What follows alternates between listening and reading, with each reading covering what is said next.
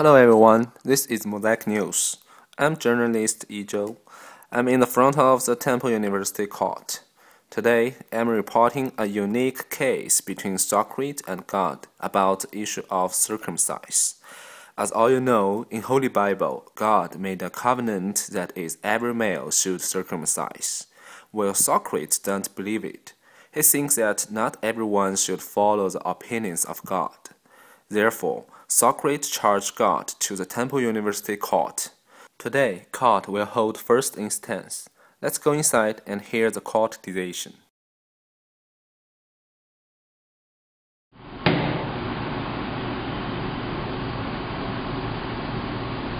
Silence. This is Temple University court. Let's get started. Please, plaintiff Socrates, to state your standpoints. Have you seen the demonstrate groups in front of White House in Washington, D.C. recently? Circumcision is torture. What God has said is not always right. In the Old Testament of the Bible, God says, "Every male among you should be circumcised. You should circumcise the flesh of your foreskins, and it should be a sign of the covenant between me and you." However, circumcision is a violent action. Here, America is a country of liberty, a country of freedom. All people should have the right to keep his or her bodies holy. I have concerned about justice for a while, and I found that the form of justice is always changing in our lives, since the justice is more representing to the majority rule and the more powerful side. As a result, there is not a certain standard of justice in our lives, because everyone has his or her own justice.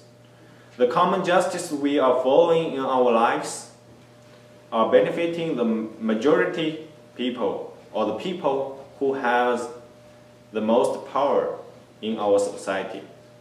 Even gods are different from each other, and they have ideas that disagree with each other, and they would raise a war against each other to satisfy their justice. Hence, the justice one God is insisting in could be injustice to the other gods. Now, please Defendant God to rebut to plaintiff. I am the creator of your human. My word is everything. I have unlimited knowledge and power, but you have nothing. I can see the future in the past. I decide your destiny. How dare you challenge me and question me? In this world, I am the alpha and I am the beta. Whatever you said, I will decide what is true or false. Your rights come from me. I gave you the mouth to speak, and I gave you the brain to think. But always remember, I have the ability to give you rights, and also I can always take it back. You humans have less knowledge and experiences to understand me. Your laws are ridiculous. Same with your thoughts. You think you are standing in the side of justice? I will tell you now, you are wrong. You stand on your side and claim your justice, and this is naive and ridiculous. Your justice is private, but my justice is for everyone. I watched everyone's life and I experienced everyone's life. But you're nothing. Your justice is nothing. I don't expect you can understand me, because you are just a mortal. You are a human. In this world, people call me God because I'm perfect and I'm impeccable. Here, remember, I'm not just God. I'm your knowledge, I'm your thoughts, and I'm your body and I'm your blood. I am the truth and I am the justice. Get everything together. I am the God. So now, take back your arrogance and admit your punishment. My judge, here is an example in the book Cephalus that shows us that there is not a certain standard of justice in our world. You have 10 minutes.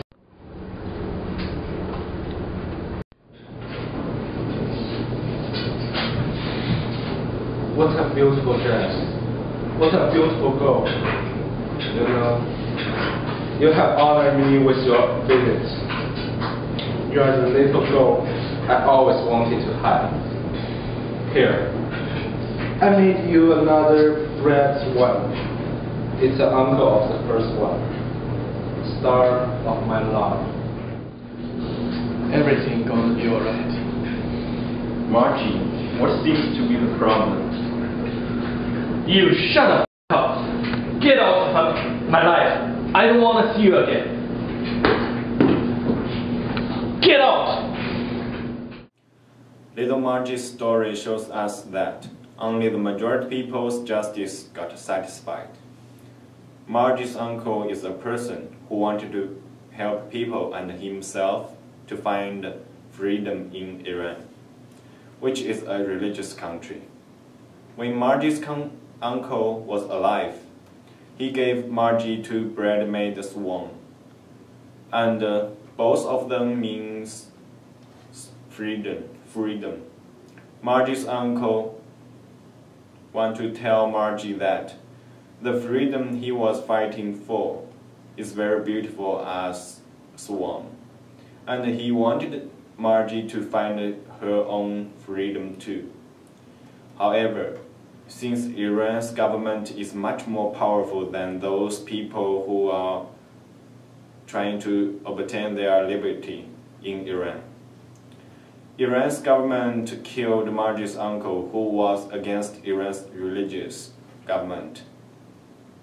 Thus, Margie never believed in God anymore after her uncle's death because she thought that her uncle was a hero, an innocent man, and it was the religion he was believed in who killed her uncle. As a result, Margie thinks that God had betrayed her, and God is selfish and useless. It was God's fault to disappoint little Margie's honest heart to religion. Margie's uncle's death and God's betrayal had darkened Margie's little inner world. Through the whole story, author Strapi described in Persepolis, we can see people who are living under Iran's religious government controlling have limited human rights, especially women's rights. Is it justice for women when they are not able to have the equal right to men in religious country? My judge, here's the example of that God's justice is for everyone, and God's justice is real justice. Why did you punish me like this? Why should I suffer all this? It's not my fault, my supreme God. Tell me why. I want my justice. You are your father's son. Your father made a huge mistake, and you will be suffered by his faults. This is not fair. I did nothing bad, and I respect you and follow your oracle. But you lead me to the tragedy. Why are you doing this to me? That is your destiny. Your father wanted to change his destiny, and he has done something that's contrary to the will of me. You will be replaced his punishment. That's my father's fault. It's not mine. I followed your oracle, and I accept you to go into my heart. But you lied to me and betrayed me. I will not believe you anymore. You are not my God. You are not qualified to be the God I believe in. Now, I will find my own justice. I don't need your help. Just stay away from me and don't stop me. Everything is in my control. No one can escape. The only thing you can do is to accept my decision. You have to follow my word with no doubt. I'm your God. I can create you and also can destroy you. Your destiny cannot be changed. I don't want to hear anything from you. I will find my justice to prove you are not always right. You will also make mistakes. I will prove to everyone, God is not perfect. Maybe you don't know that everything you just said was also in my control. I can see the past and future. I can give you life and death. I create and destroy. I am the God, the creator, the truth, the knowledge, the power, the one and the all. No one can escape and no one wants. It is in your heart. You can't avoid me and stop me. Then I will be the person who break your lie and show that to public. I will let you know the mortal can beat the God. You are not perfect. You are not impeccable. Justice will be done. I'm looking forward to it. Ha ha ha ha ha. Oedipus' story shows us that only God's will is justice, and never do not ignore God's exist. From the very beginning of Oedipus, it is made clear that his destiny be one of fate and worse. The irony is that Oedipus, unknowing, repeatedly predicts his own fate. It was I who called down these curses on that man. Oedipus has unconsciously married his mother and killed his father, just as the oracle predicted. Fate is proven to be unavoidable to Oedipus as the play shows a devout belief in the great gods. The gods are seen as both protectors and punishers, who can't take back away. The gods are shown to have power over everything and everyone, and whoever ignores them will be cursed by the darts no one escapes. Oedipus is one of these people who is seen to have ignored the gods' warnings and therefore has brought a curse upon himself. And all those around him, nothing grows in the earth, nothing in the wombs of the woman. With the idea of fate comes the question of fairness. Does Oedipus deserve his pitiful destiny, and if it was so pre-decided, then why? It was yet against the gods' power. Socrates and God.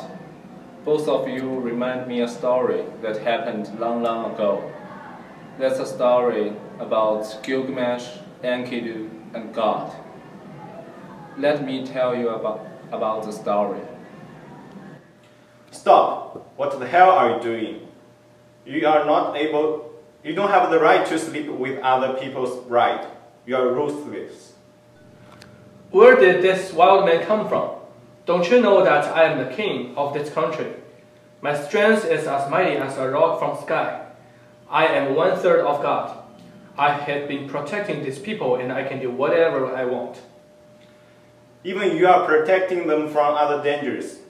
Yourself is a danger to your citizens. My strength is as mighty as the rock from sky. And I am here to protect them. Come on, show your strength.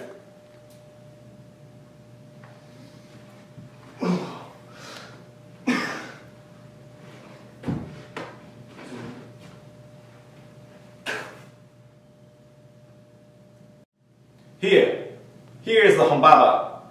You can't defeat me. I'm the guardian sent by God to protect this forest. Ha ha ha ha ha ha ha. I'm going to kill you, no matter who you are. Come on, Enkidu, my brother. Help me kill this monster. Alright. Go to hell! The bull of heaven are destroying the world. Same way, Enkidu and Gilgamesh killed the bull of heaven. You two should feel guilty for having killed the two divine guardians who are belonging to God. We God have decided about this, and we minimized the punishment for you. Here is a dice for you, Enkidu. Why me? why I'm the only person who gets this punishment. Gilgamesh, my brother, who did the same thing as I did. You two have to be punished for your sins. But Gilgamesh has 1/3 God's beloved, and he is more loyalty than you, so you have to die. No! As you have seen, my judge, Gilgamesh and Enkidu had very equal power, so that neither of them won at the end of the fight, and they became friends. Justice among them was not satisfied. In addition, since Humbaba and the Bowl of Heaven were harmful to Gilgamesh citizens, Gilgamesh and Enkidu killed both of those two divine guardians to protect their people.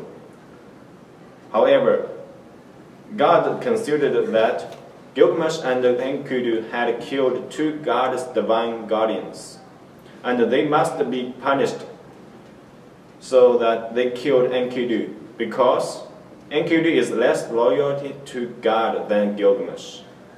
Consequently, justice only belongs to people who have more power, because Gilgamesh and Enkidu are stronger than Humbaba and the Bowl of Heaven.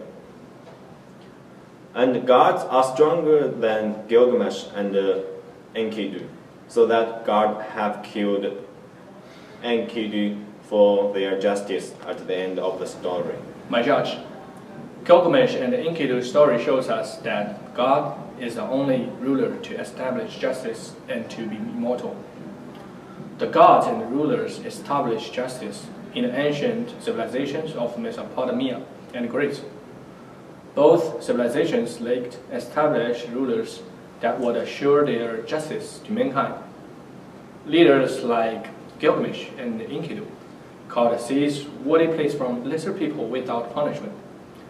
Depending on the circumstances, rulers and gods decided justifiable punishments that were mostly based upon anger, disappointment, and greatness. Thereafter, leaving immorality and depravity aside, both civilizations feared the wrath of the gods, and thus took sacrifices to appease them in order to be free and live a long life. Gilgamesh and Enkidu ignores God's will and want to be immortal. That is a delusion, and they are punished.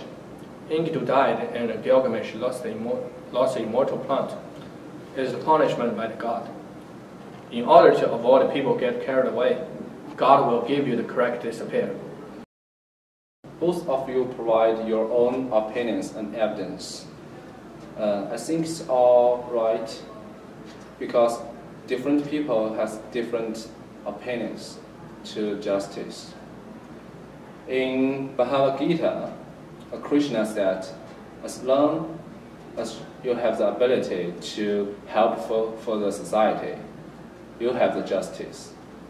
And Lao Tzu mentioned non-action in Dao De Jing. He thinks that justice does not depend on God, and it does not depend on people. It depends on nature. Following the laws of nature, you will have the justice. After listening your evidence, I don't know who is right. I think I need more time to make the judgment. Okay, let's stop and choose another day to continue our case. Hi everybody. This case ends as non-conclusion due to that inefficient judge. But he said something correct. Different people have different opinions to justice. Sometimes people believe that God's love is justice, while sometimes people insist that God's love is not the only method to make a judgment. Just like this case will be continued to trial, the debate about justice will exist in our society for a long period. Audience, what do you think about to this case? How do you identify justice? Thanks for watching today's Mosaic News. Thanks for Long and Xihua. Also, thanks for our professor, Jessie. Good luck on your final and enjoy your summer. This is Izhou. See you next semester.